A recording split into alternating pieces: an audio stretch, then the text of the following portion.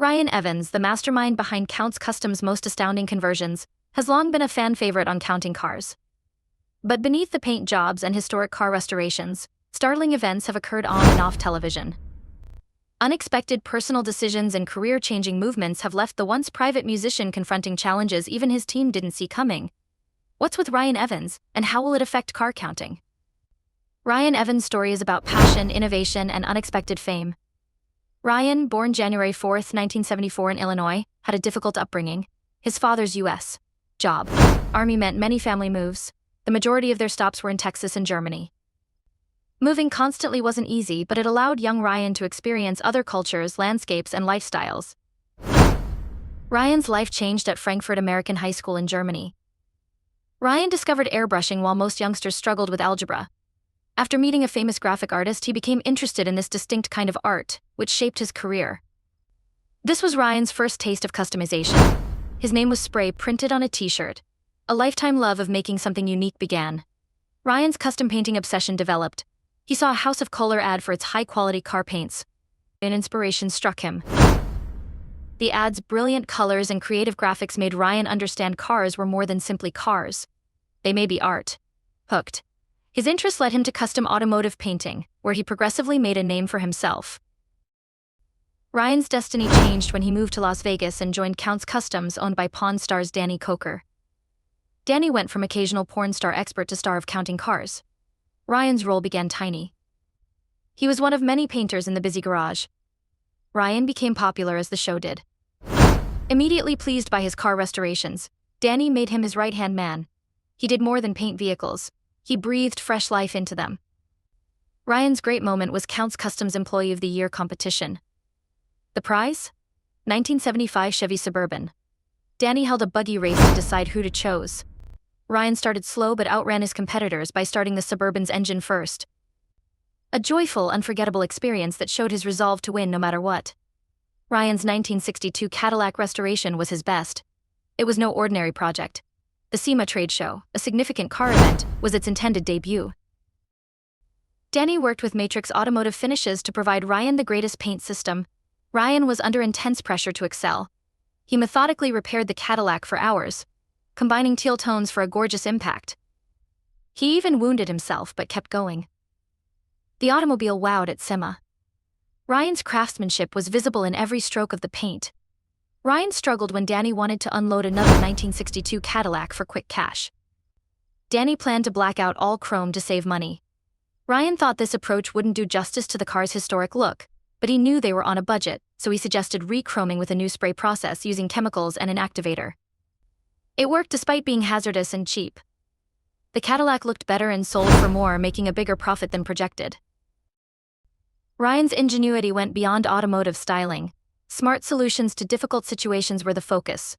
His 2018 induction into the Mini Truck Hall of Fame was a proud recognition of his industry influence. Alice Cooper brought his 1963 Studebaker Avanti to Kustoms, making it a marquee project. Alice wanted a thorough restoration, new engine, paint, and upgrades. Ryan and the team felt stressed after hearing the car's unique history. Alice bought the car in Portland 10 years ago after a retired FBI agent identified it as a Soviet spy's. Its special history made Alice reluctant to part with it. Restoration required special care from Ryan and his colleagues. Starting with hidden damage repair, Ryan's meticulousness yielded the perfect finish for Alice. Ryan worked with Kustoms to restore automobiles and create relationships with his co-workers, particularly his employer, Danny Coker. Counting vehicles got popular because of Danny. Danny's charisma captivated viewers from his 1980s debut as Count Cool Rider on his father's late-night horror show. Danny was more than a TV character. He was an expert technician who loved mending old automobiles and bikes. Danny loved vehicles from childhood. In a strict home, Danny learned early on that commitment may lead to success. His father sang baritone and played piano with the Coker family singers. He even reached Carnegie Hall, a remarkable feat that inspired young Danny to study hard. Danny was interested in more than music. He was equally at home on stage and in a car. Guesting on Pawn Stars to rate old automobiles and bikes launched his TV career. His charm and expertise attracted producers who gave him his own spin-off, Counting Cars, in 2012. Show was a hit instantly, taking viewers inside Danny's Las Vegas garage counts customized.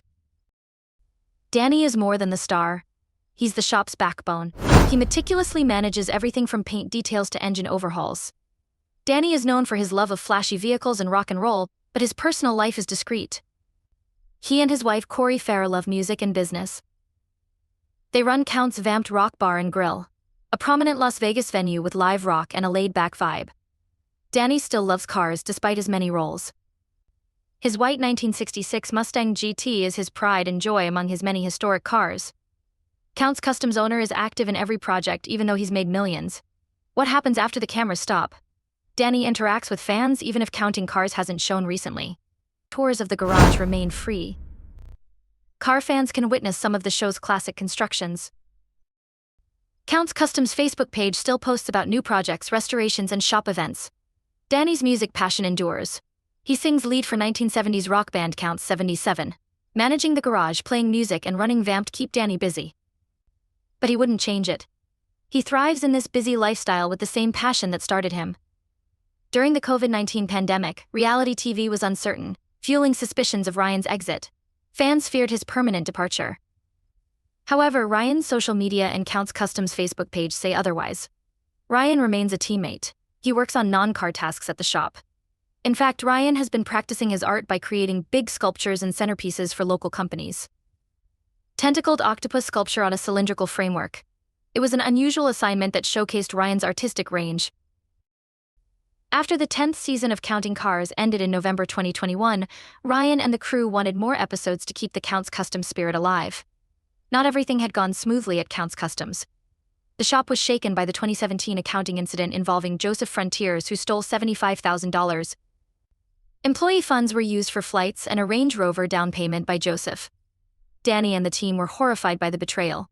Due to Joseph's financial mismanagement, the IRS added $18,000 in late tax costs. Danny had to fire Joseph and sue him after recognizing the gravity of the situation. It went beyond money recovery. To preserve Count's Customs, although Joseph paid the tax bill, his departure left a bad feeling and hampered the shop. The legal battles continued. Danny and his colleagues also sued Randstad, Joseph's employer, for failing to reveal his questionable background. Count's Customized were in the news for reasons beyond automobiles and customizations after an internal dispute became a lengthy legal fight. Ryan, Danny, and the crew keep going because they love cars and art, despite the challenges. Fans hope for fresh episodes to discover what imaginative projects Count's Customs will tackle next. Ryan won't leave. His dedication to the craft remains. One of Counting Cars' early leaders, Scott Jones, was known for his work ethic and financial acumen. He didn't just crunch numbers, he kept the shop running smoothly. However, his directness sometimes caused staff tension. Despite these on-screen conflicts, Scott was always committed to the business's success. However, Scott made a shocking choice in Season 3. He moved from Vegas to Tennessee. The reason? Family? Scott wanted to provide his family a stable life away from Vegas when his son was born. The decision was difficult, but it showed his love for his family. Scott has had a quieter life since leaving the program. He may have opened a Greenville car shop to pursue his passion for mechanics and spend more time with his family. Roli Sabo, the Hungarian detailing specialist, was popular for his vibrant demeanor and unusual accent. His jokes and charm made the show funny. He vanished from the screen, leaving admirers confused. Rowley survived. Still in Vegas, he ran Rock and Rowley Custom Detailing. The publicity from Counting Automobiles helped him create a clientele. Unfortunately, the epidemic struck. Rowley, like many small business owners, faced enormous obstacles. Fewer clients and rising financial demands made it difficult. Rowley persevered to rebuild. He even went to Quebec, Canada in 2019 to train in details, showing his dedication to his trade. Despite the challenges, Rowley's positivity and hard ethic keep him going. Horny Mike, another memorable Counting Cars team member, is noted for his wit, comedy, and horn-themed creations. He put horns on helmets, cars, and everything else he could find when not painting crazy things. Mike's digital route changed after the show. Behind-the-scenes footage and personal updates keep fans captivated on social media. Mike is more than jokes and horns. His ingenuity led him to construct horned face masks throughout the outbreak. It was smart to encourage safety while maintaining his brand.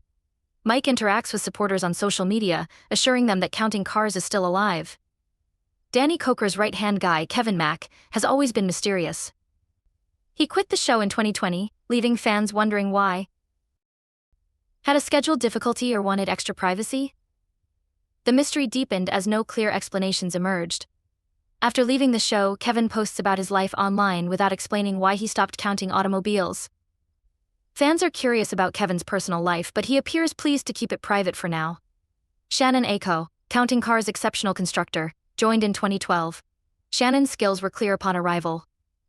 His craftsmanship showed while rebuilding a classic automobile or modifying a motorcycle. Shannon's appearances decreased as the show continued, sparking fan conjecture. Shannon left without drama or tension. Simply put, he wanted fresh challenges. Shannon continued to participate in charity activities, car shows, and other automotive endeavors after the program. He's still passionate about vehicles and making a difference in the community off-screen. Danny Coker's passion for vehicles and his team's dedication have kept Count's customizations going through all these changes. The shop inspires followers and future vehicle lovers with its ingenuity and craftsmanship, despite its ups and downs. Despite their various routes, the cast members' contributions to the show's popularity and fan effect are obvious. So many twists, turns, and new endeavors show that the Counting Vehicles saga is far from over. The crew's legacy continues through new projects, internet content, and surprise comebacks.